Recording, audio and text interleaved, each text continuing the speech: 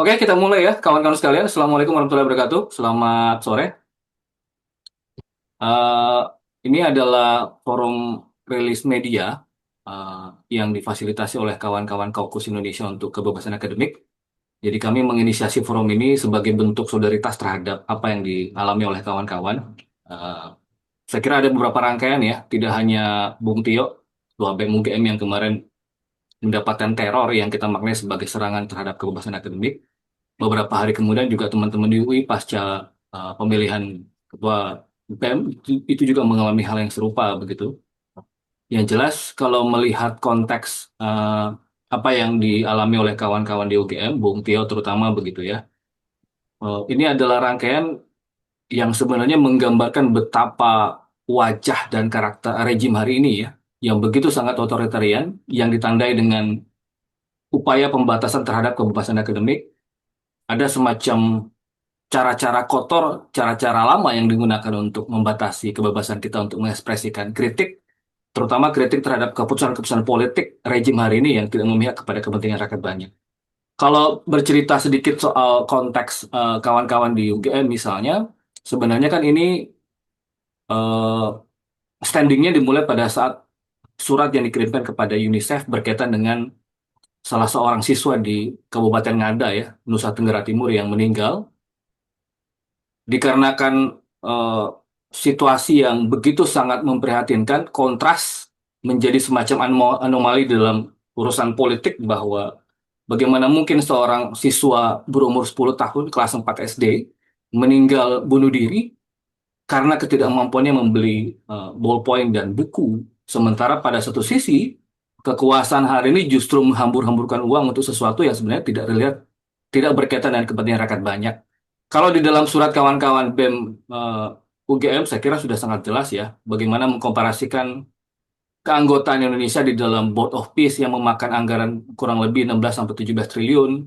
Bagaimana kemudian ketika kita mengutak-atik proyek mercusuar ambisius rejim ya, berkaitan dengan makan bergizi gratis yang kemudian saya kira itu menarik ya, baju yang digunakan oleh Bung Tio itu maling berkedok gizi ya.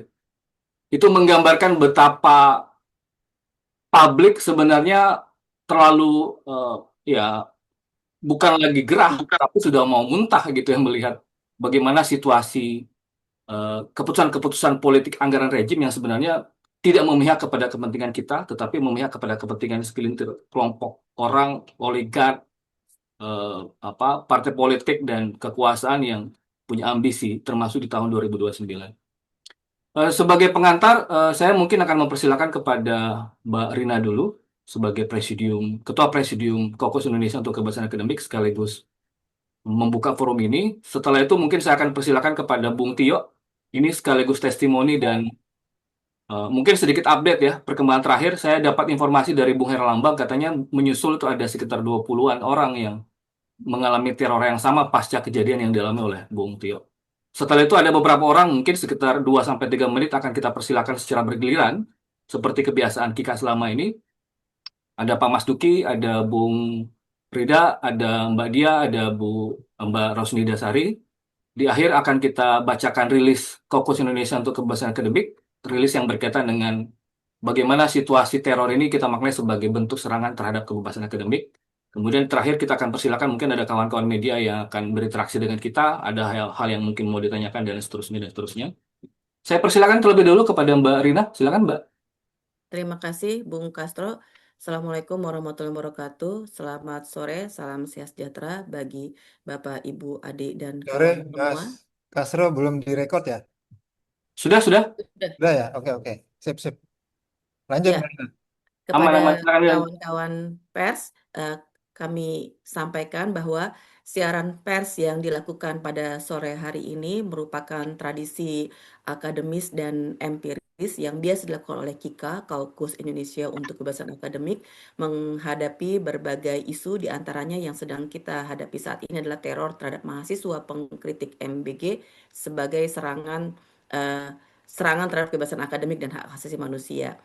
Kaukus Indonesia untuk Kebebasan Akademik atau KIKA mengecam keras segala bentuk teror, intimidasi, dan ancaman baik fisik maupun digital yang ditujukan kepada mahasiswa, para peneliti, apalagi ini juga mencakup kepada keluarganya sebagai dampak dari respon kritis terhadap kebijakan publik. Teror yang menimpa Ketua BEM UGM ini atas nama Tio Ardianto serta intimidasi yang merembet ke keluarganya setelah menyampaikan kritik terhadap program yang dijalankan oleh pemerintahan Prabowo Subianto ini merupakan bentuk nyata serangan terhadap kebebasan akademik, kebebasan berekspresi dan keamanan sivitas akademika. Nah, untuk itu saya membuka proses diskusi dan juga rilis yang nantinya akan disampaikan oleh Kika kepada teman-teman dari media. Nanti dipersilakan untuk menyampaikan pertanyaan kepada kami setelah rilis disampaikan. Untuk itu saya membuka siaran pers ini. Saya kembalikan kepada Bung Castro. Terima kasih. Assalamualaikum warahmatullahi wabarakatuh. Ya, terima kasih banyak, Bu Rina. Ya, di kesempatan pertama saya akan mempersilakan kepada Bung Tio ya. Saya kira teman-teman sudah dapat berbagai macam informasi bagaimana teror itu didapatkan oleh Bung Tio dan kawan-kawan. Tidak hanya secara personal kepada Bung Tio, tetapi juga kemarin kita juga mendapatkan informasi bahwa teror itu juga diarahkan kepada keluarga ya. Bahkan dengan isu yang seolah-olah melibatkan Bung Tio dengan eh, apa semacam framing lah ya. Ada nanti bisa disampaikan sendiri oleh Bung Tio ya. Ada semacam informasi yang masuk ke ibu beliau dan itu dikait-kaitkan dengan tuduhan penggelapan dana KIP dan lain sebagainya gitu. Silakan Bung Tio. Terima kasih, Bung Castro, Mbak Rina, Mas Duki, Mas Herlambang, dan Mbak Kika semuanya, teman-teman wartawan, media, jurnalis yang terus berpihak kepada rakyat Indonesia. Rezim hari ini memang kita kenal sebagai rezim yang pengecut sejak awal, bahkan sebelum rezim ini berdiri. Kita lihat bahwa untuk menang saja mereka harus mengakali konstitusi. Itu adalah kepengecutan pertama barangkali dari rezim Prabowo Gibran. Ternyata kepengecutan itu tidak hanya berhenti di situ. Kepada orang-orang yang kritis pun, kepengecutan itu selalu ditampakkan. Saya rasa sederhana saja. Apabila pemimpin ini punya sikap kesatria, sikap negarawan, berhadapan dengan seluruh kritik, apapun diksi dan ekspresinya, mestinya bisa terbuka. Karena sejatinya siapapun yang mengkritik, motivasinya cuma satu, kepedulian pada bangsa, supaya bangsa ini tidak hancur lebur karena kesalahan tata kelola. BEM menyampaikan surat ke UNICEF sebagai bagian dari kritik saat macam prioritas yang luar biasa keliru. Ketika masalah kebangsaan kita adalah kebodohan dan akses pendidikan yang minim, justru direduksi solusinya pada MBG, makan bergizi gratis, yang sebenarnya tidak bergizi dan juga tidak gratis. Dan justru malah menjadi lahan korupsi yang luar biasa basah, sehingga lebih layak kita sebut sebagai maling berkedok gizi. BEM UGM mengkritisi itu pada puncak dan momentumnya ketika ironi luar biasa seorang anak di Ngada NTT yang memutuskan untuk bunuh diri hanya karena gagal membeli pena dan buku yang seharga 10.000. Luar biasa kontras dan tragis saya kira ketika kekuasaan hari ini menggelontorkan luar biasa banyak uang untuk MBG, 1,2 triliun setiap hari atau 335 triliun setiap tahun, dengan sambil merampas anggaran pendidikan 223 triliun, dan di saat bersamaan juga menyumbang untuk BOP, Board of Peace yang kontroversial, dan rasanya kita tidak mungkin percaya bahwa itu akan memerdekakan Palestina, 16,7 triliun. BEM UGM membaca ada semacam gejala luar biasa yang terjadi di tubuh seorang presiden. Tentu kalau kita bicara presiden, ini bukan bicara soal personal, tapi bicara infrastruktur kekuasaan. Sehingga ketika kami menyebut bahwa presiden bodoh, kita tentu nggak bicara tentang kualitas IQ seorang yang bernama Prabowo Subianto, atau fungsi kognitif seorang Prabowo Subianto yang umurnya sudah sangat tua. Tidak. Kita fokus pada ada infrastruktur kekuasaan yang inkompeten, infrastruktur kekuasaan yang tidak menghargai ilmu pengetahuan. Itu yang ingin kami sampaikan melalui diksi presiden bodoh. Kami memang sampaikan bahwa kita hari ini dipimpin oleh orang bodoh yang tidak sadar bahwa dirinya bodoh. Dan karenanya dia tidak pernah mau belajar. Dan karena itu juga dia menularkan kebodohannya kepada yang lain. Orang-orang pintar, dalam tanda kutip di sini adalah mereka yang mungkin doktor, profesor, seperti kemarin yang dikumpulkan di istana ada lebih dari 1.000 profesor, rela-rela saja dibodohi oleh presiden bodoh. Nah, harusnya diksi ini justru membantu presiden untuk tahu realitas yang dihadapi. Bahwa dia adalah sosok yang tidak kompeten, beserta kroni-kroninya. Bahwa mereka juga tidak menghargai ilmu pengetahuan. Sekaligus yang ketiga, bahwa mereka tidak pernah mau melihat persoalan secara nyata. Tetapi cenderung memanipulasi data. Misalnya yang terakhir, tentang angka kepuasan publik. Saya rasa kita semua hampir tidak percaya bahwa dari 280 juta rakyat Indonesia, 79% puas terhadap Prabowo. Rasanya kritik-kritik inilah yang kemudian mengantarkan kepada kami, mulai tanggal 9 Februari, ada teror yang beruntun. Dari nomor-nomor yang tidak dikenal, dengan kontak Inggris Raya. Jadi bukan plus 62, tapi plus 44. Nadanya sejak awal adalah ancaman dan tuduhan bahwa kami adalah agen asing. Mereka juga mengancam penculikan, bahkan mereka juga membuat konten yang kemudian dikirimkan ke saya dalam bentuk gambar, awas LGBT di UGM dengan foto saya. Mohon maaf saya terangkan di sini, saya memang tidak punya kekasih, saya tidak punya cewek atau pacar begitu. Tapi bukan karena saya tidak punya pacar lalu bisa seenaknya di framing seperti itu.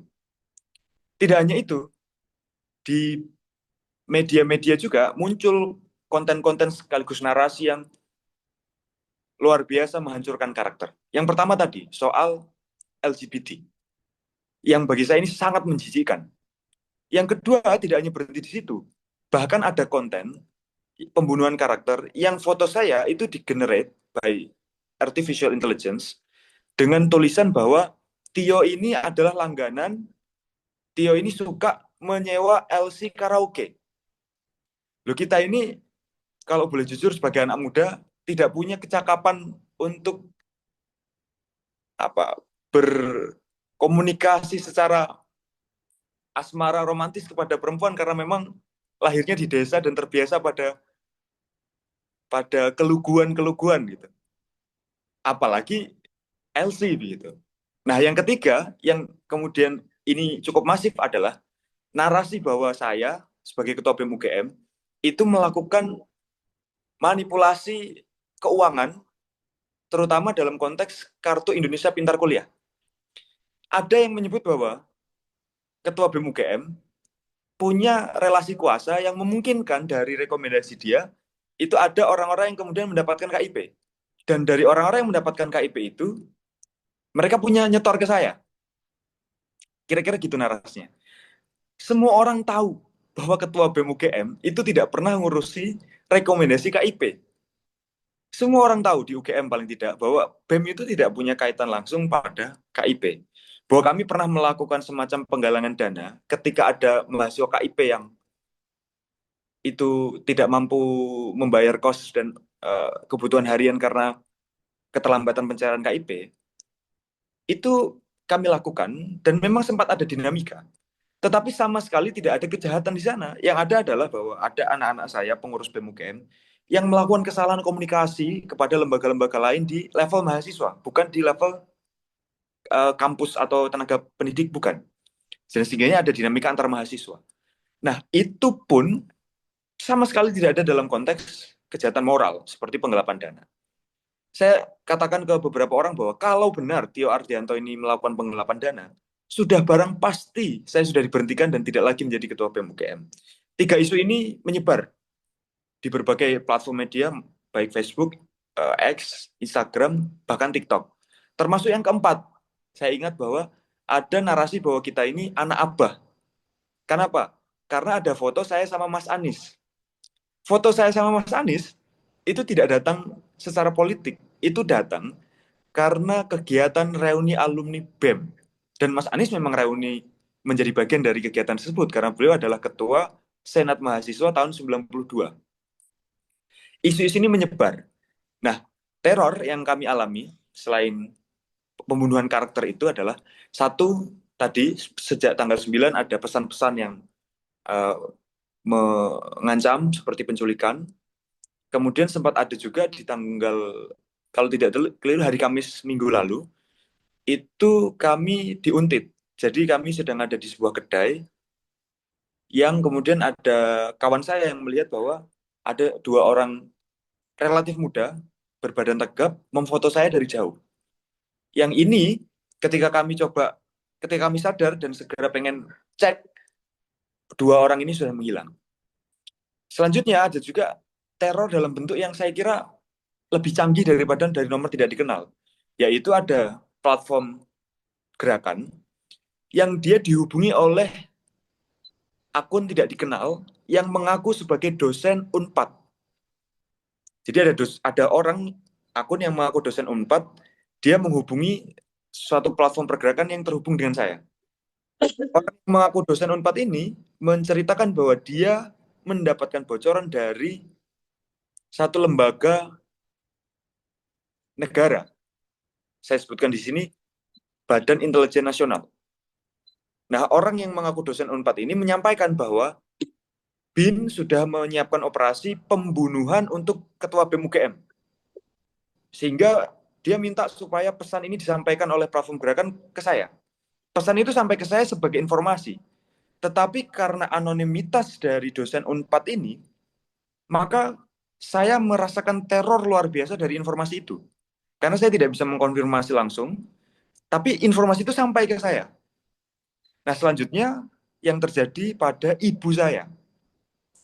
Sebagai informasi, ibu saya ini bukan orang yang seperti saya. Jadi, ibu saya adalah perempuan sederhana dari desa yang sekolahnya saja bahkan tidak sampai pendidikan tinggi.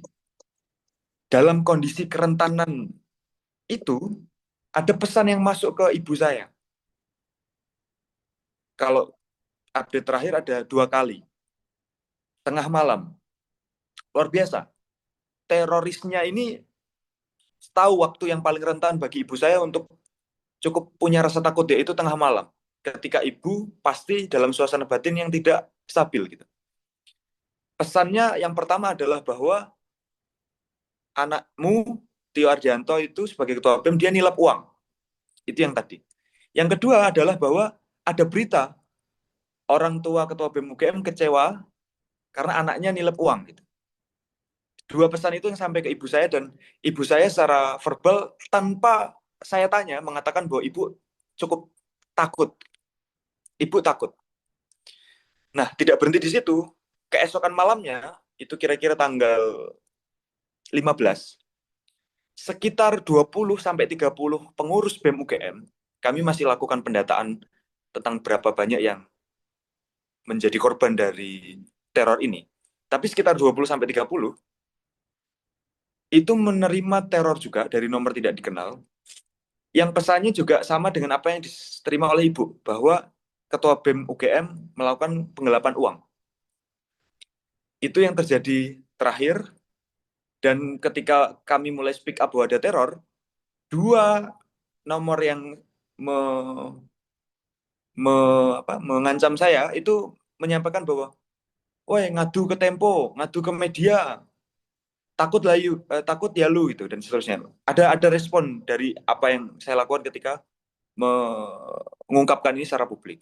Nah, di luar itu sebenarnya ada beberapa lagi ancaman penculikan melalui Instagram yang relatif anonimitasnya luar biasa.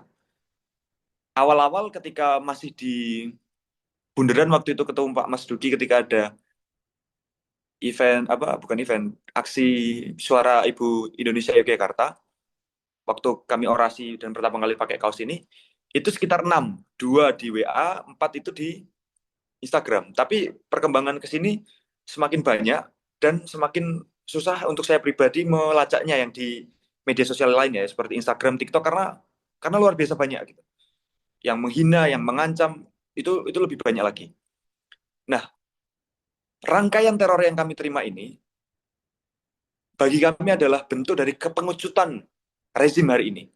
Karena bahkan sampai hari ini, rezim tidak menyampaikan pesan publik apapun yang mengatakan bahwa kebebasan akademik Anda dijamin, perlindungan dan keselamatan Anda akan difasilitasi oleh negara.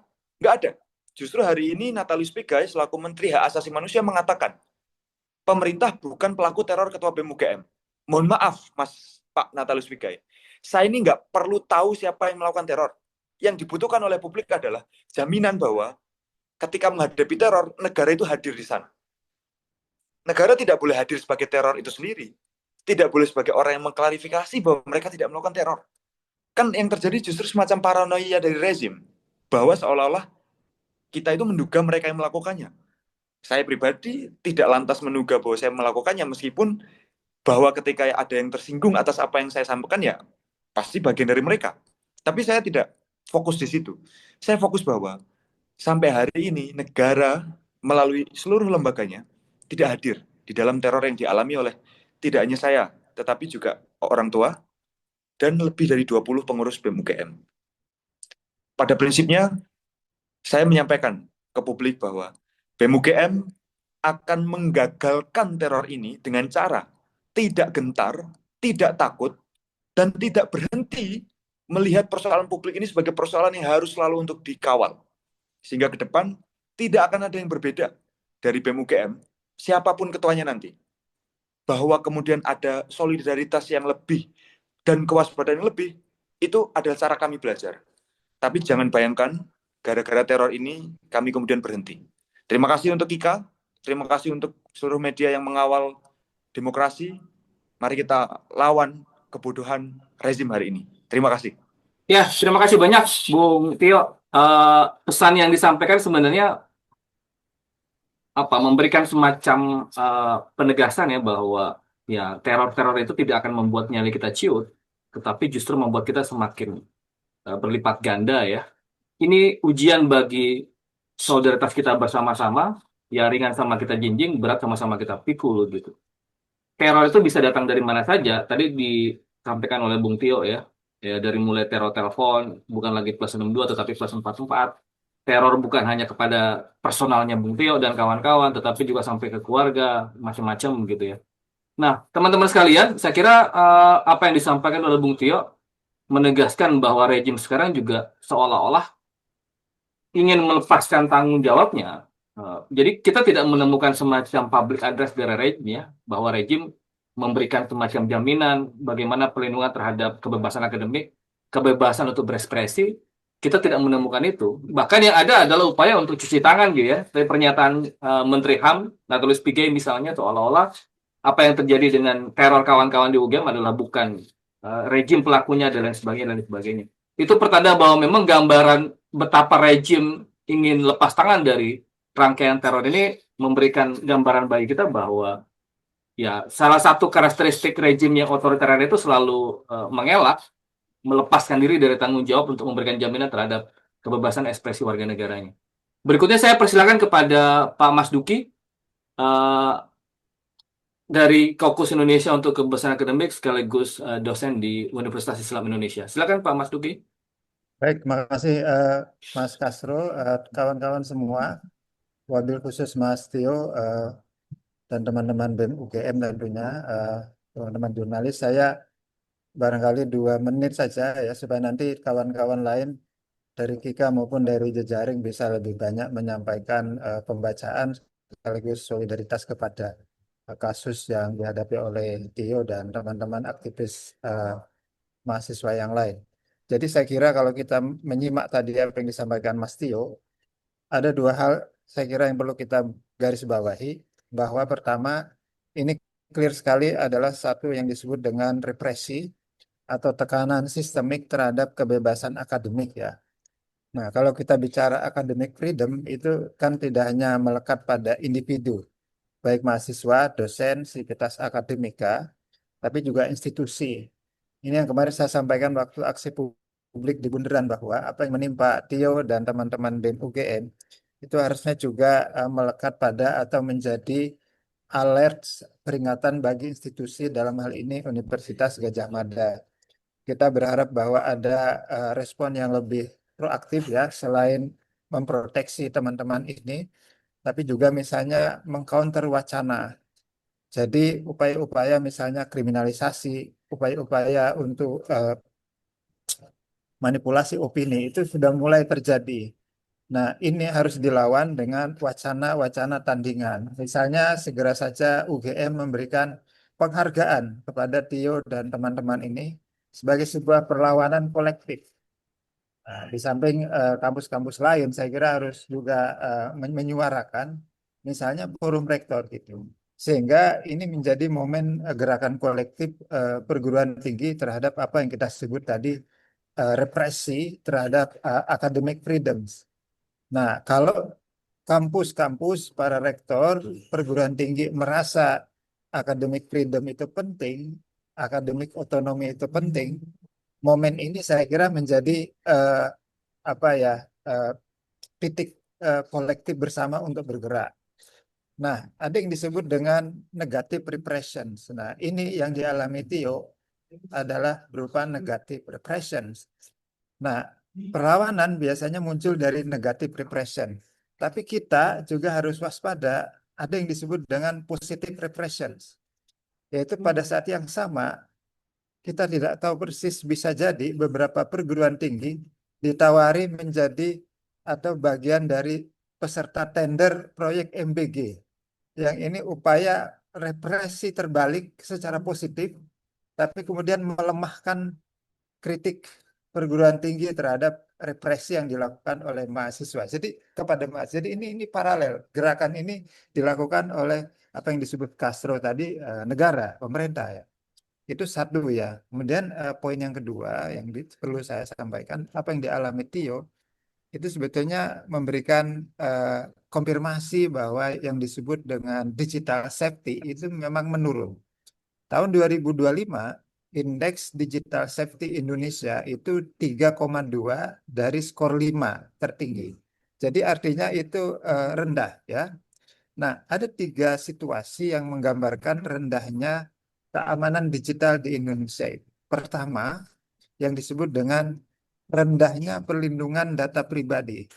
Kita tadi diberitahu oleh Tio, ibunya juga diteror. Itu artinya data pribadi Tio ini terbongkar. Jadi ini indikasi keamanan digital yang sangat lemah.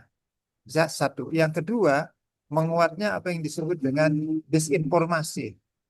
Jadi ada upaya-upaya sistemik untuk mendisinformasi kehidupan pribadi dan juga kinerja Tio di BEM UGM. Dan juga mungkin keluarganya dan teman-temannya. Ini pola yang kedua. Nah, pola yang ketiga yang disebut dengan surveillance. Jadi Tio ini akan diikuti terus kemanapun kegiatannya secara digital. Secara digital. Jadi kalau saya boleh simpulkan, ada surveillance, ada pembongkaran data pribadi, ada disinformasi. Ini bukan hanya menunjukkan keamanan digital yang sangat rentan, tapi ini bagian dari konspirasi negara untuk meredam kritik melalui platform digital.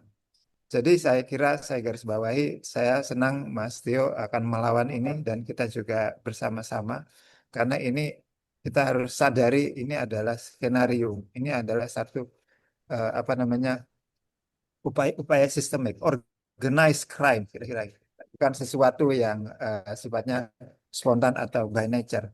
Dan sekali lagi kita menuntut tanggung jawab negara untuk menghormati otonomi akademik dan menjadikan ruang digital sebagai ruang deliberatif bagi warga negara. Terima kasih, saya kembalikan ke Bung Castro. Ya, terima kasih banyak Pak Mas Duki. Saya kira poinnya menarik ya. Ada semacam apa yang disebut oleh Pak Mas Duki tadi sebagai bentuk quote and quote ya, positive repression gitu. Jangan-jangan student dan dosen-dosennya direpresi, birokrasi kampus diberikan proyek MBG, jangan-jangan ya. itu itu semacam bentuk apa ya, upaya untuk apa yang selalu Kika sebut sebagai kooptasi terhadap kampus, dan tawaran-tawaran semacam ini kan sudah kerap kali kita apa temukan gitu ya. Kemarin diberikan konsesi tambang macam-macam ya. Artinya selain kita menuntut kepada negara, kita juga eh, memberikan semacam otokritik terhadap kampus. Kalau ada upaya teror dan serangan terhadap kebebasan akademik, academic freedom itu saya kira tidak hanya bicara bagaimana kita menuntut negara bertanggung jawab, tetapi juga memberikan semacam otokritik terhadap kampus, karena kampus haruslah berdiri paling depan membela kepentingan akademik terhadap semua sivitas akademiknya. Saya beralih ke Mbak Rosnida. Mbak Rosnida bisa unmute 2-3 menit, silakan Mbak Rosnida. Terima kasih kesempatannya Mas Herdiansah. Halo Tio, ya kagum sekali ya, senang bahwa ada anak muda yang tidak takut gitu ya, tidak gentar ya. Dan memang tidak banyak orang yang bisa seperti Tio gitu ya. Tapi saya salut dan bangga masih banyak anak-anak muda yang masih memikirkan bangsa ini, ketika masih banyak yang berkata bahwa anak muda sekarang ini generasi strawberry misalnya gitu ya. Yang ingin saya katakan adalah mungkin saatnya kita juga memikirkan ya cara seperti apa yang bisa kita lakukan untuk menghentikan represi ini dan juga ketimpangan-ketimpangan yang terjadi. Seperti yang sempat saya tulis di grup tadi sambil jalan di atas kereta, selain apa yang terjadi di NTT dalam 1 bulan ini ada dua kejadian yang juga sangat miris. Yang pertama tentu yang di NTT, yang kedua apa yang terjadi di Sulawesi, saya lupa tepatnya di Sulawesi mana, ketika seorang anak minta makan, tapi kemudian ibunya berkata tidak ada beras, lalu kemudian ibunya menyuruh dia untuk jualan tisu, dan ketika jualan si anak ditabrak truk dan tewas begitu ya. Dan yang ketiga baru saja saya baca kemarin, anak kelas 6 SD yang bunuh diri di Demak. Saya merasa miris dengan apa yang terjadi dengan negara kita saat ini. Saya sepakat bahwa dana yang kita dapat itu yang digunakan untuk Board of Peace itu kenapa tidak dipergunakan untuk digunakan untuk kesejahteraan masyarakat. Untuk kasus yang ketika yang di Demak memang belum jelas ya apa penyebab si anak itu melakukan keputusan seperti itu. Sama concern dengan apa yang terjadi di NTT, bahwa anak seumur itu sudah punya pemikiran untuk bunuh diri. Dan kemudian yang kedua, bahwa ada trigger yang menyebabkan si anak bunuh diri. Salah satunya adalah karena merasa lelah dengan kata-kata dari dari ibunya gitu ya. Tapi saya kira ibu berkata-kata kasar atau marah pasti disebabkan oleh sesuatu di baliknya. Dan bagi saya, yang menyebabkan ibu marah tentu karena ada hal yang dia tidak bisa kuasai, misalnya karena kemiskinan sehingga dia tidak bisa memenuhi kebutuhan anaknya, dan itu yang menyebabkan kemudian si ibu marah-marah. Nah, kemiskinan ini yang seharusnya menjadi prioritas utama kita, bagaimana kita bisa menghentikan itu. Jadi saya berharap untuk ke depan kita tidak akan menemukan lagi berita-berita seperti yang terjadi dalam 1 bulan ini. Ada 3 kasus yang sudah terjadi dan semoga tidak akan ada lagi. Dan di masyarakat sipil ini perlu kita memikirkan bersama bagaimana untuk menghentikan, kita bisa bersuara bersama sehingga kita bisa juga berani untuk bersuara. Saya salut ya kepada UGM. Saya sendiri dosen, tapi di kampus saya sendiri juga minta maaf gitu ya. Saya salut dengan UGM yang sampai wakil rektor Ari Sujito juga sempat berpihak begitu ya kepada teman-teman muda, dan juga ada Mas Herlambang di situ. Saya teringat dengan ketika terjadi di Thailand, di Bangkok, di Thammasat University beberapa tahun lalu, ketika mahasiswa berdemo lalu ditangkap oleh polisi. Dosennya saya lupa namanya siapa, itu datang ke kantor polisi dan membebaskan mahasiswanya, begitu ya. Jadi saya kira kita juga perlu belajar untuk ini dan semoga secara bersama gitu ya, secara bersama kita dan masyarakat sipil lainnya juga kita bisa bersama-sama untuk memberikan semangat dan juga bergerak bersama agar banyak tio-tio yang lain. Kalau misalnya dosennya tidak berani muncul di depan, kita bersuara di dalam kelas gitu, bagaimana memprovokasi mahasiswa. Saya kira begitu. Saya kembalikan Mas Ya, Her. terima kasih banyak Mbak Rosnida Sari. Mbak Rosnida Sari dari Universitas Jember, sekaligus anggota Kokus Indonesia untuk Kebebasan Akademik. Saya kira menarik ya, satu, kasus yang terjadi di Uganda bukanlah kasus satu-satunya yang memilukan ya. Yang terjadi juga hal yang sama di Sulawesi Tenggara ya, seorang anak yang jual tisu dan kemudian meninggal tertabrak. Kemudian tadi disampaikan juga kasus di Demak gitu ya. Tapi mungkin ada yang perlu saya klarifikasi ya, bedanya Aris Sujito dengan Herlambang itu, kalau Aris Sujito tuh masih dipertanyakan konsistensinya.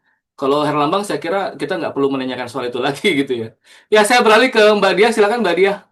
2-3 menit, Mbak Dia dari Universitas Brawijaya sekaligus anggota KIKA. Silakan Mbak Dia. Baik, terima kasih kawan-kawan. Selamat sore begitu ya. Senang sekali gitu ya. Ada Mas Tio gitu yang dengan berani membantu kita untuk mengingatkan lagi tentang akal sehat gitu ya, tentang bagaimana kemudian merawat akal sehat itu.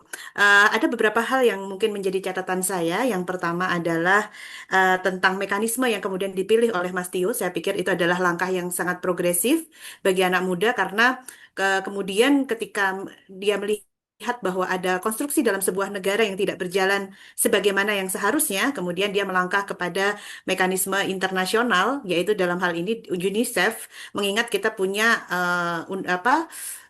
Convention the Rights of Child tahun 1990 begitu ya. Jadi kita terikat sebagai anggota memiliki komitmen bersama untuk mewujudkan pasal 24 tentang standar kesehatan dalam pelayanan MBG kesehatan dan juga alokasi yang sesuai gitu ya dengan pelayanan kesehatan ya gizi untuk anak. Dan saya pikir ini adalah langkah yang baik begitu ya ketika menyampaikan itu. Yang tidak baik adalah justru ketika ranah-ranah ini kemudian ditarik ke dalam ranah-ranah yang personal gitu ya, yang tidak akademis gitu. Yang kemudian itu mengarah kepada teror-teror dan upaya membiarkan teror itu menjadi hal yang wajar begitu, termasuk pernyataan dari Pigai tentu saja itu menormalisasi bahwa situasi-situasi ini bukan merupakan situasi yang harus menjadi tanggung jawab negara begitu ya. Padahal jelas di dalam KUHP kalau memang kita berlaku KUHP kita gitu ya, pasal 335 gitu, Willen and Wetten gitu ya, bahwa ini kesengajaan menciptakan rasa takut, menciptakan ketidaknyamanan begitu ya. Dalam usaha apa? Dalam usaha untuk membungkam kebenaran atau mekanisme yang sebenarnya itu adalah mekanisme yang benar dalam proses ini. Tentu saja Kika di sini saya melihat juga konsisten untuk terus begitu ya membersamai teman-teman mahasiswa menyuarakan kebebasan akademik, apalagi kita juga tahu bahwa banyak permasalahan anggaran pendidikan ini yang kemudian jebol sebenarnya gitu ya, tidak pada konsentrasinya gitu ya, tidak pada yang utamanya yang sebenarnya untuk mencerdaskan kehidupan bangsa, tapi malah mengalir kepada proyek-proyek ya, bukan MBG-nya tapi proyek-proyek MBG-nya. Jadi proyek-proyek aliran-aliran dana yang tidak seharusnya begitu ya. Nah, ini barangkali menjadi salah satu refleksi kita bersama dan tentu saja gitu ya, saya juga bersama teman-teman di sini gitu ya, bersama dengan Mas Tio, semoga bisa terus merawat akal sehat ini dan menyadarkan kepada kita semua bahwa yang dilakukan Mas Tio ini benar gitu ya. Jadi yang personal-personal, yang iri, benci, nakut-nakutin dari belakang, itu yang menurut saya perlu sedikit belajar akademis juga gitu ya. Yang perlu belajar lebih lanjut tentang bagaimana sih cara berdebat. Yuk, kalau berdebat, ayo kita terbuka begitu ya. Mungkin terbuka dengan data-data yang ada gitu ya. Jadi nggak perlu kemudian harus menyerang di malam hari lah, yang inilah perilaku-perilaku yang tadi Mas Tio bilang ini pengecut ya. Ya ini tampang rezim yang pengecut. Tapi jangan khawatir, kepengecutan itu mungkin akan kalah dengan viralisme gitu ya. Jadi semoga apa yang kita sampaikan, kita gaungkan gitu ya, menjadi animo masyarakat begitu ya, menjadi sesuatu yang menjadi apa dukungan kuat bagi masyarakat untuk terus bisa mengawal Mas Tio dan keluarga selamat. Mas Tio dan keluarga terus bisa bersuara lantang gitu ya, tanpa ada keraguan, tanpa ada ketakutan, karena memang konstitusi kita melindungi warga negaranya dari rasa takut. Demikian Bung Castro, terima Ya, kasih. terima kasih banyak Mbak Dia. Saya kira apa yang disampaikan oleh Mbak Dia memberikan semacam pesan ya bahwa ya Bung Tio tidak sendiri gitu ya. Apa yang dialami oleh kawan-kawan di UGM adalah persoalan ya bagi setiap orang yang masih berpikir waras gitu ya. Karena kerja-kerja kebebasan akademik bukan kerja-kerja personal tapi kerja-kerja kolektif kita bareng-bareng. Yang terakhir saya minta kepada Bung Rida, anggota KIKA dan dosen di UIN Alauddin Makassar ya. Bung Rida silakan. 2-3 menit Bung Rida. Oke, terima kasih Bung Castro. Assalamualaikum warahmatullahi wabarakatuh. Selamat sore semua, Tio, Pak Pak Mas Duki dan Teh Rina semuanya ya. Pertama-tama saya menyampaikan solidaritas kepada Bung Tio yang dengan lantang menyampaikan kritik yang tajam sekali kepada kekuasaan yang memang sangat korup ini. Saya kira kita menghargai sikap itu dan teror yang dilakukan oleh pemerintah atau kalau dalam hal ini mereka belum mengatakan tidak mengerti atau tidak tahu siapa yang melakukan dan bukan dia gitu. Sebenarnya logikanya menjadi terbalik atau harusnya dia tahu berarti ya. Nah, apa yang terjadi saya kira adalah cermin dari rezim yang sangat otoriter ini dan langkah yang dilakukan oleh Bung Tio, aktivis mahasiswa yang berani dari UGM untuk mengkritik kebodohan yang dipertahankan terus-menerus ini. Ada begitu banyak kritik terhadap MBG ini, tetapi mereka bebal karena saya tidak tahu apakah ada kaitannya sama bisnis keluarga atau bisnis rezim ini. Tetapi saya melihat ketika ada yang mengkritik ini justru menjadi target teror seperti yang dialami oleh Bung Tio dan keluarga dan kawan-kawannya di BEM UGM. Tetapi justru ketika ada riak yang menunjukkan bahwa kebobrokan ini, misalnya keracunan massal, misalnya ada konsentrasi dapur MBG dikuasai oleh para elit partai politik dan pengusaha, atau misalnya di Sulsel ada yang terkenal Ratu MBG yang anak dari ya kira-kira pengurus Gerindra atau anggota DPRD, itu justru tidak pernah disikapi oleh pemerintah. Karenanya kita patut untuk mencurigai atau mengatakan bahwa ini adalah kongsi kekuasaan saja untuk memoroti uang rakyat yang harusnya diperuntukkan untuk hal-hal yang tepat. Karena itu kita patut untuk menyatakan pendapat atau solidaritas atas apa yang dialami oleh Bung Tio dan kawan-kawannya yang dilakukan oleh aktor-aktor yang seharusnya negara hadir untuk memastikan bahwa itu tidak bisa terjadi. Karena seperti kata Mbak Diah tadi, konstitusi sebenarnya melindungi hak kita untuk menyampaikan pendapat dimanapun. Saya kira begitu, Bung Castro dari kami ya. Ya, terima kasih banyak Bung Rida. Ini KIKA Persiapan Makassar ya. Terima kasih banyak. Kritik terhadap MBG sebenarnya sudah KIKA juga sampaikan secara tajam, termasuk berkaitan dengan prioritas negara ya. Kekuasaan yang kemudian seolah-olah menutup mata dengan persoalan apa yang dialami oleh saudara-saudara kita di Aceh, Sumatera Barat, dan Sumatera Utara. Ketika itu KIKA secara terbuka menyatakan bahwa ya kekuasaan memang turut serta membunuh rakyat Aceh karena prioritas anggaran itu masih menjadi pertimbangan dengan urusan MBG, Koperasi Merah Putih, dan lain sebagainya. Sementara urusan kemanusiaan itu dinafikan. Pun demikian dengan apa yang terjadi dengan siswa kelas 4 yang meninggal di Kabupaten Ngada NTT, apa yang terjadi di Demak seperti yang disampaikan oleh Mbak Rosnida, apa yang terjadi di Sulawesi, apa yang terjadi dengan anak-anak yang eh, dihajar oleh kemiskinan, memilih untuk bunuh diri dan lain sebagainya. Artinya negara kekuasaan juga turut serta membunuh mereka. Kawan-kawan sekalian, sebenarnya saya masih ingin meminta beberapa pernyataan, cuman karena lagi-lagi ini soal waktu, saya di akhir ini ingin membacakan rilis Kika secara bergantian dengan Mbak Rina, Presidium Kaukus Indonesia untuk Kebebasan Akademik. Setelah itu, saya akan persilakan kawan-kawan, terutama kawan-kawan media ya, jika ada yang ingin bertanya, berkomentar dengan rilis Kika hari ini, termasuk kepada Bung Tio dan lain sebagainya, silakan. Saya bacakan terlebih dulu rilis Kika ya.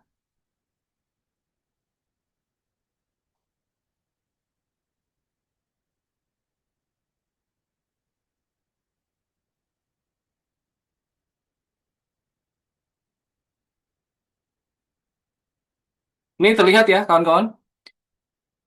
Kaukus Indonesia untuk Kebebasan Akademik, teror terhadap mahasiswa pengkritik MBG adalah serangan terhadap kebebasan akademik dan hak asasi manusia. Kaukus Indonesia untuk Kebebasan Akademik atau KIKA mengecam keras segala bentuk teror, intimidasi, dan ancaman, baik fisik maupun digital, yang ditujukan kepada mahasiswa dan keluarganya sebagai respons atas kritik terhadap kebijakan publik. Teror yang menimpa Ketua BEM UGM, Tio Ardianto, serta intimidasi yang merembet ke keluarganya setelah menyampaikan kritik terhadap program MBG yang dikaitkan dengan pemerintahan Prabowo Subianto merupakan bentuk nyata serangan terhadap kebebasan akademik, kebebasan berekspresi, dan keamanan sivitas akademika. Kritik terhadap kebijakan publik adalah bagian yang tidak terpisahkan dari peran universitas sebagai penjaga nalar kritis bangsa. Perguruan tinggi memiliki tanggung jawab moral dan keilmuan untuk memberikan masukan konstruktif demi terciptanya legislasi dan kebijakan yang berpihak kepada keadilan, hak asasi manusia, dan prinsip negara hukum. Karena itu, setiap upaya membungkam, baik melalui ancaman, perundungan digital, peretasan, disinformasi, maupun tekanan terhadap keluarga, merupakan tindakan anti-demokrasi yang merusak ekosistem kebebasan akademik dan merendahkan peran akademisi serta mahasiswa sebagai intelektual publik. Kampus, termasuk UGM, harus dijamin sebagai ruang aman bagi perbedaan pendapat, pengujian gagasan, dan kritik berbasis data, serta etika keilmuan. Aktivitas mahasiswa menyampaikan kritik kebijakan, termasuk melalui pernyataan publik dan komunikasi kepada lembaga internasional seperti UNICEF, yang dilakukan oleh kawan-kawan BEM UGM adalah bagian sah dari partisipasi warga dalam tata kelola demokratis, bukan tindakan yang dapat dibalas dengan teror. Secara akademis, tindakan akademik kawan-kawan BEM UGM melalui analisis kebijakan nasional tentang MBG adalah bentuk berfungsinya sistem pendidikan sebagai perubahan sosial dan peradaban masyarakat. Dalam kuliah advokasi, perubahan sosial dan penyelesaian sengketa, HAM, mekanisme ini adalah mekanisme ilmiah. Tentunya hal ini tidak perlu disertai dengan sakit hati, tersinggung, dan ketakutan yang sebenarnya hal tersebut ada dalam ranah personal. Untuk itu, mencampur adukan urusan personal dan melakukan teror ke keluarga adalah tindakan kekanak-kanakan dan tidak profesional. Kami menilai pola intimidasi yang menyasar bukan hanya bagi para pengkritik, tetapi juga anggota keluarganya menunjukkan eskalasi yang berbahaya.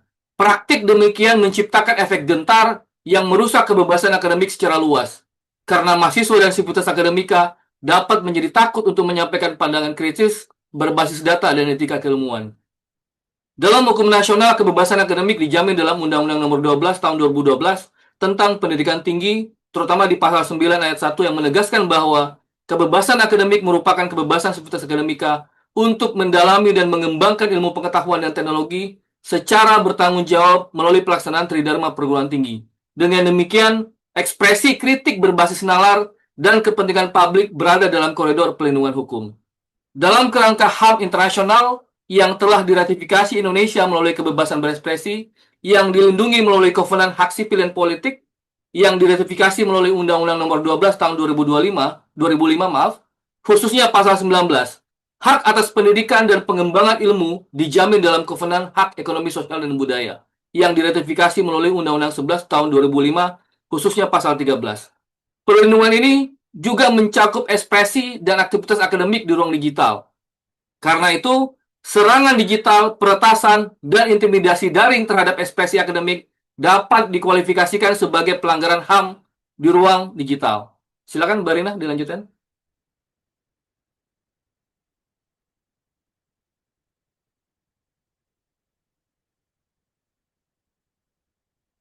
Halo, Mbak Rina? Oh, maaf, masih mute. Ya. Prinsip kebebasan akademik juga ditegaskan dalam Surabaya Principles on Academic Freedom 2017 yang telah diadopsi dalam standar norma dan pengaturan kebebasan akademik oleh Komnas HAM nomor 5 tahun 2021. Secara khusus ditegaskan bahwa insan akademis harus bebas dari pembatasan dan pendisiplinan dalam mengembangkan budaya akademik yang bertanggung jawab dan berintegritas. Dan pada prinsip yang kelima, otoritas publik berkewajiban menghormati, melindungi, dan mengambil langkah nyata untuk menjamin kebebasan akademik. Teror dan intimidasi terhadap mahasiswa pengkritik kebijakan jelas bertentangan dengan standar tersebut. Sehubungan dengan hal itu, kami menyatakan sikap. 1. Mengecam keras seluruh bentuk teror, intimidasi, doxing, penguntilan, dan ancaman kekerasan terhadap mahasiswa serta keluarganya. 2. Mendesak aparat penegak hukum untuk segera melakukan penyelidikan menyeluruh, transparan, dan akuntabel terhadap para pelaku teror. 3. Mendorong pimpinan perguruan tinggi di seluruh Indonesia untuk memperkuat mekanisme perlindungan terhadap mahasiswa dan dosen yang menyampaikan kritik akademik dan kebijakan publik. 4. Mengingatkan otoritas publik bahwa kewajiban konstitusionalnya adalah melindungi, bukan membiarkan serangan terhadap kebebasan akademik. Dan yang kelima, mengajak seluruh masyarakat sipil dan kalangan media untuk terus-menerus mengawal kasus ini secara kritis. Kebebasan akademik adalah pilar demokrasi. Teror terhadap pengkritik kebijakan publik adalah alarm bahaya bagi negara hukum. Negara wajib hadir untuk melindungi, bukan membiarkan rasa takut menguasai ruang akademik. Demikian pernyataan sikap dan rilis media Kaukus Indonesia untuk Kebebasan Akademik hari ini, hari Selasa 17 Februari tahun 2026. Terima kasih. Ya, terima kasih banyak Mbak Rina, Presidium Kaukus Indonesia untuk Kebebasan Akademik. Di sesi terakhir ini, saya persilakan kepada kawan-kawan media, mungkin ada yang mau bertanya, ada yang mau berkomentar soal rilis IKA ini. Saya persilakan, bisa raise hand mungkin. Kita masih ada waktu sekitar 15-20 menit ya. Jika kawan-kawan ada yang ingin ditanyakan, silakan.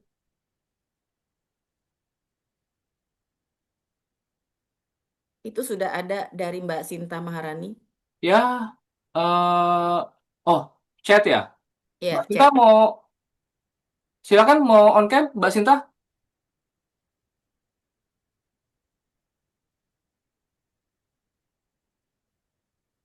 Oke, saya bacakan chat ya. Ada chat dari Mbak Sinta Tempo. Halo Tio, kelanjutan tanggung jawab kampus gimana ya setelah Pak Jito berstatement, Pak Aris Sujito berstatement ya, WR3. Kampus ngapain setelah itu? LPSK kelanjutannya gimana setelah mereka menghubungi Bung Tio? Jadi ada pertanyaan dari Mbak Sinta Tempo, Bung Tio mungkin bisa jawab. Bagaimana tanggung jawab kampus selepas statement dari Pak Jito? Kampus ngapain setelah itu? Apa rencananya? Kemudian LPSK sendiri bagaimana kelanjutannya setelah menghubungi Bung Tio kemarin? Silakan Bung Tio. Terima kasih Mbak Sinta pertanyaannya. Saya sebenarnya agak menghindari untuk menjadi juru bicara kampus ya. Karena pertanyaan ini ditujukan ke saya ya, saya terpaksa untuk mengatakan apa yang terjadi.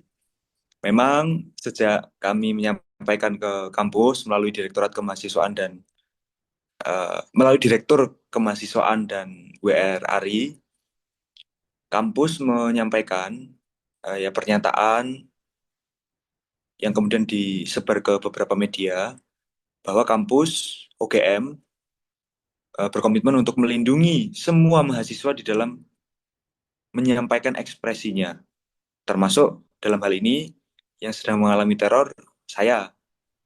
atas nama Tio Ardianto sebagai Ketua BEM UGM. Mulai saat itu juga kampus menugaskan Satuan Tugas K5L, itu satuan keamanannya UGM, untuk melakukan koordinasi intens dengan kami, saya, apabila ada hal-hal yang dirasa bentuk-bentuk dari teror itu sendiri. Nah, sementara baru itu yang dilakukan antara kami dengan kampus. Jadi baru koordinasi intens. Terkait langkah-langkah selanjutnya, mungkin baru beberapa pekan depan akan diobrolkan ketika saya di Jogja mungkin. Nah, kalau yang dengan LPSK, ya kami sudah menyampaikan kronologi serta bukti-bukti dari teror itu, tetapi langkah-langkah lanjutnya belum terkomunikasikan secara konkret. Kira-kira demikian, Mbak Oke, Sin. oke.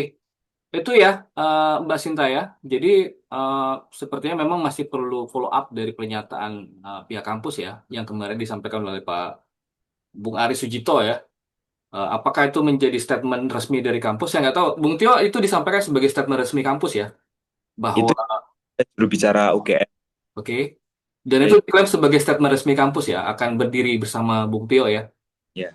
Mudah-mudahan itu menjadi sampling ya, bahwa kampus pada intinya juga ikut bertanggung jawab memastikan bahwa seluruh sivitas akademika itu dijamin kebebasan berpendapatnya di kampus tanpa ada proses sensor dan pembatasan. Even harus berhadapan dengan kekuasaan, saya pikir kampus juga punya tanggung jawab soal itu ya. Satu, yang kedua soal LPSK juga belum, masih akan ada komunikasi lebih lanjut ya, Bung Tio ya. Ya. Oke, kemudian saya lanjutkan pertanyaan di kolom chat juga ada dari eh, Mbak Yuda Harian Jogja ya. Unpad ternyata dicatut ya. Apa ada tanggung jawab dari Unpad atau Kika terkait ini?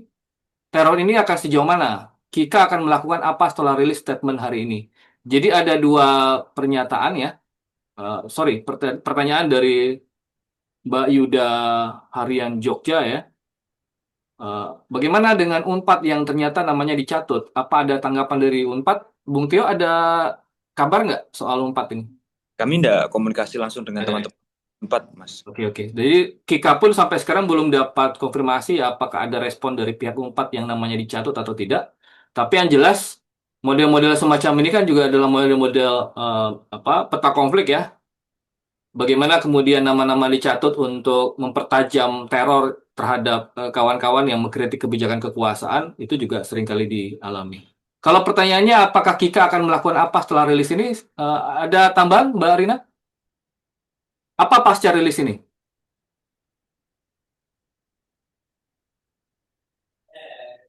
Masih mute, Mbak?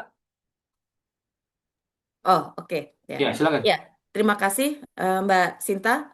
Tentu saja setelah rilis ini kami akan mengawal bagaimana proses intimidasi dan teror ini, karena apa yang terjadi pada Tio besar kemungkinan terjadi pada kita semua, pada insan akademis yang kritis pada kebijakan pemerintah. Tetapi lebih jauh lagi, ini menjadi pemantik bagi kita bersama untuk mencermati dengan kritis bagaimana berjalannya program MBG ini ya, apakah betul dia secara hulu dan hilir memberdayakan masyarakat lokal, ada surplus dan distribusi ekonomi yang merata, atau ini menjadi cara-cara bentuk-bentuk baru dari rejim dalam mengakumulasi kapital pada kalangan kroni atau oligark tertentu. Oleh karenanya, pasca kejadian ini kami kira Kika akan melakukan kajian lebih mendalam dan akan menyampaikannya dalam bentuk policy brief atau rilis kebijakan ataupun working paper. Itu Bung Castro. Kemudian ini juga ada pertanyaan bagaimana respon Kika terhadap statement Pigai ya. Saya mau komentari, tapi nanti juga teman-teman Kika yang lain bisa juga menambahkan. Ini waktunya bersamaan ya, 3 jam yang lalu Pigai menyatakan bahwa itu tidak ada hubungan dengan pemerintah. Tapi pemerintah kalau mengetahui bahwa dia menyatakan berarti dia mengetahui sesuatu. Kalau dia mengetahui, baiknya juga pemerintah melakukan respon harusnya. Boleh jadi ini yang terganggu pelaku teror adalah kalangan pebisnis di balik proyek MBG ini, begitu ya. Tidak secara langsung dari pemerintah, tetapi harusnya pemerintah kalau tahu itu gitu ya, berarti pemerintah harusnya juga melindungi gitu dan memberikan ultimatum bahwa apa yang dilakukan oleh saudari Tio dan juga para akademisi lainnya itu hal yang lumrah, wajar dan harusnya diapresiasi bahwa warga negara peduli terhadap apa yang sedang berjalan di pemerintahannya. Bayangkan kalau tidak ada warga negara yang peduli dengan apa yang sedang berjalan, maka negara ini diambang kematian. Tetapi kalau secara akademis, ketika dialog itu dialogis atau perbedaan pendapat itu masih tetap berlangsung, artinya itu ada ruang yang hidup ya. Semua orang ikut berpikir bersama gitu dan memberikan masukan. Artinya juga kebijakan bukan sesuatu yang harga mati, ada regeneratif, proses tumbuh terus di situ untuk memperbaiki. Karena bagaimanapun juga kita tahu kebijakan MBG ini lahir dari sesuatu yang juga dirasakan cukup terburu-buru untuk memenuhi janji tanpa infrastruktur yang belum memadai. Dalam perjalanan terus diperbaiki, tetapi tentu saja masih ada banyak kekurangan yang perlu mata kita bersama.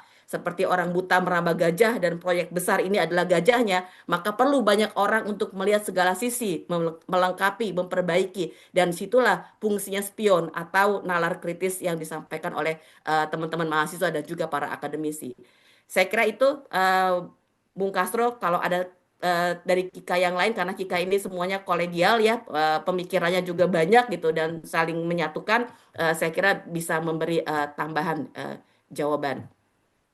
Ya, kalau pertanyaannya apa yang akan dilakukan oleh Kika, saya kira Kika dengan apa yang kita punya sekarang, dengan begitu banyak keterbatasan subjektif ya, karena kita sama-sama paham begitu banyak orang-orang yang selama ini berdiri bersama Kika melawan monster kekuasaan, sekarang berbalik arah tuh, bergabung di dalam lingkaran kekuasaan. Jadi apa yang kita punya, kita akan melakukan segala hal ya, bagaimana berdiri bersama dengan kawan-kawan yang juga mengalami hal serupa dengan apa yang dialami oleh Bung Tio dan kawan-kawan di UGM. Sebagai contoh misalnya, ini kita sedang mencoba menjahit apa yang dialami oleh Dr. Pipirin ya, yang diduga dipecat oleh Kementerian Kesehatan berkaitan dengan sikapnya menolak kolegium ditempatkan di bawah struktur Kementerian Kesehatan. Itu yang dijadikan sebagai alasan kemudian pemecatan terhadap Dr. Pipin. Tapi saya kira juga banyak case ya. Persoalan Aceh juga belum selesai. Saya kira di sini kalau tidak salah tadi ada Bung Saiful Mahdi, anggota KIKA yang juga dosen di Universitas Syiah. Bagaimana Bung Saiful paham betul bagaimana penderitaan rakyat Aceh yang seolah-olah ya tidak dipedulikan oleh kekuasaan. Kekuasaan ya pedulinya MBG, pedulinya Koperasi Merah Putih, pedulinya dengan Board of Peace yang memakan 17 triliun itu. Itu yang kemudian menjadi sikap kita bahwa begitu banyak problem yang sekarang mesti kita jahit, bersolidaritas bersama, kendati pun kita berbeda sektor, berbeda lapangan aktivitas, saya kira kita tetap punya problem yang sama, berpusat kepada betapa kekuasaan yang semakin otoritarian ini menindas rakyatnya sendiri. Saya kira itu. Ada pertanyaan lain mungkin? Oh, ada. Oke. Di ruang Zoom ada yang mau bertanya, kawan-kawan media? Silakan.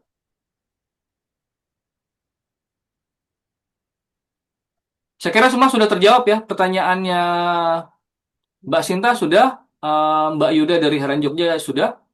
Untuk rilis Kika saya sudah share ke chat ya. Silakan teman-teman di-download dan dibagikan siapa yang memerlukan sikap dan rilis Kika. Silakan kawan-kawan, saya sudah bagikan di ruang chat itu. Silakan, masih ada pertanyaan? Kalau tidak ada pertanyaan, video ini akan saya upload di official account YouTube-nya Kika dan kawan-kawan bisa mengakses di sana. Ya kira-kira setelah agenda ini selesai, kita akan coba upload rilis media ini. Jika tidak ada, kawan-kawan masih ada nggak? Kalau nggak ada, cukup ya? Cukup, Bung Castro. Oke, kalau tidak ada, kawan-kawan sekalian, terima kasih banyak atas kehadirannya. Bung Tio, salam buat kawan-kawan. Bagaimana ini? Ya, Salam buat kawan-kawan di BEM UGM. Saya kira ini menjadi ujian kita bersama-sama ya, menguji solidaritas, terutama konsistensi ya. Mudah-mudahan kita berada pada jalur yang benar, saling menjahit kekuatan yang kita punya sekarang di tengah kita ditinggalkan banyak orang. Saya kira ini menjadi suntikan semangat baru ya, apa yang dialami oleh kawan-kawan UGM. Mudah-mudahan tidak menjadi surut, tidak membuat nyali kita ciut, tetapi semakin melipat gandakan kekuatan kita bersama-sama. Terima kasih banyak kawan-kawan atas kehadirannya. Sampai ketemu kembali. Wassalamualaikum warahmatullahi wabarakatuh. Waalaikumsalam warahmatullahi wabarakatuh. Terima kasih banyak kawan-kawan semua. Semangat, Mas Thank you Tio. semua kawan-kawan. Maturun. Panjang umur perjuangan. Semangat, Tio. Siap, maturun. Semangat ya, Tio. Pak Mas Duki, terima kasih banyak Zoom-nya. Bung Castro, terima kasih. Izin Terima pamit. kasih.